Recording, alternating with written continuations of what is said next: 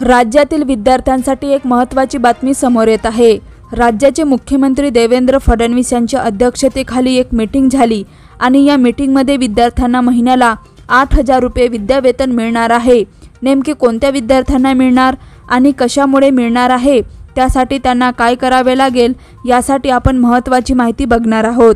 शिक्षण घेत असताना विद्यार्थ्यांना आर्थिक अडचणी येऊ नये आणि थोडासा त्यांना मोबदला मिळावा, त्यांच्या शिक्षणाचा सोयीस्कर लागणारे साहित्य त्यांना हे असे शब्द घेता यावे, यासाठी मुख्यमंत्री देवेंद्र फडणवीस यांनी हा महत्त्वपूर्ण निर्णय घेतलेला आहे।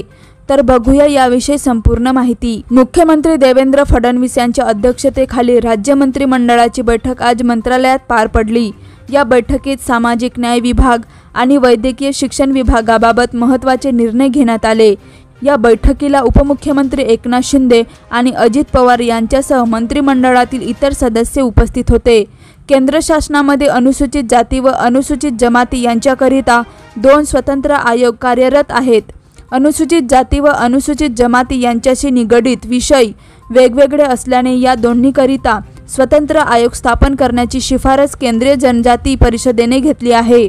त्यानुसार राज्यात अनुसूचित जाती व अनुसूचित जमाती यांच्यासाठी 2 स्वतंत्र आयोग स्थापन करण्यात आले आहेत। आजच्या बैठकीत राज्य अनुसूचित जाती आयोगास वैधानिक दर्जा देण्याच्या अनुषंगाने तयार करण्यात आलेल्या विधेयकांच्या प्रारूपास मान्यता देण्यात आली। तसेच या आयोगाकरिता निर्माण केलेल्या 27 पदांना आयोगाच्या आस्थापनेवर हस्तांतरित करण्यास मान्यता देण्यात आली। राज्यातील शासकीय भौतिकोपचार आणि व्यवसायोपचार पदवी विद्यार्थ्यांच्या विद्यावेतनात 6,250 रुपयांची वाढ, पदव्युत्तर पदवी विद्यार्थ्यांच्या विद्यावेतनात 10,000ची वाढ, तर BSc नर्सिंग अभ्यासक्रमाच्या विद्यार्थ्यांनाही मिळणार 8,000 विद्यावेतन। शासकीय भौतिकोपचार आणि व्यवसायोपचार पदवी अभ्यासक्रमाच्या विद्यार्थ्यांना आंतरवासिता प्रशिक्षण काळात दरमहा 1,750 रुपये विद्यावेतन मिळत होते।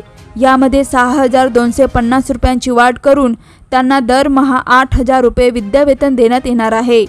तर याच अभ्यासक्रमाच्या पदव्युत्तर पदवीच्या विद्यार्थ्यांना महागाई भत्त्यासह 10,000 रुपये वाढ करण्यास मान्यता देण्यात आली। या वाढीनंतर पदव्युत्तर पदवीच्या विद्यार्थ्यांना 33,730 रुपये इतके विद्यावेतन मिळणार आहे। ही वाढ 1 जून 2025 पासून मिळणार आहे। राज्य उत्पादन शुल्क विभागाच्या महसूल वाढीच्या दृष्टीने उपाय, विविध प्रकारच्या दरांमध्ये सुधारणा।